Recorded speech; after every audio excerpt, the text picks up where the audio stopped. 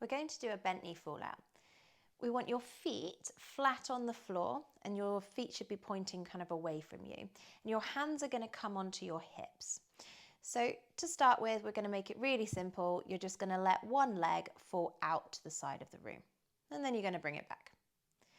And then you're going to do the other side. So I want you to keep alternating sides. Okay. Now we're going to draw your attention and your focus on certain things. So the first one is where your hands are.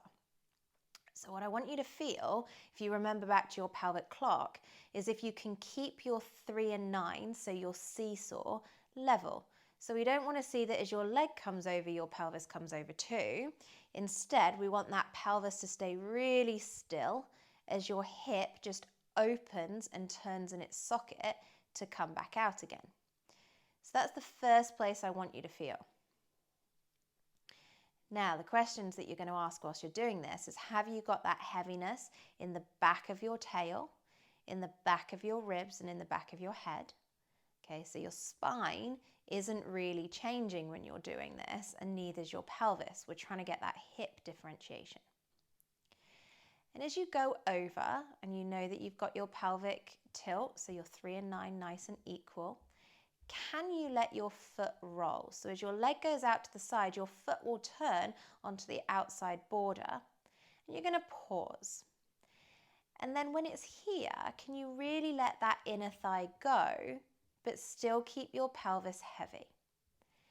Now to come back up again, imagine you're trying to get your big toe to the floor in order to come back up. So you're rocking out onto the outside border of your foot. You're then letting your inner thigh completely go. And as you sigh, can you send that big toe towards the floor to bring you back up again? So you can go out on an inhale. We get all that release through your hip, through your pelvic floor. And then as you exhale, you're trying to connect through your lower abdominals to get that big toe to the floor. So you should start to feel a little bit more happening through the inner thigh, but also through the lower abdominals and the deeper abdominal layer.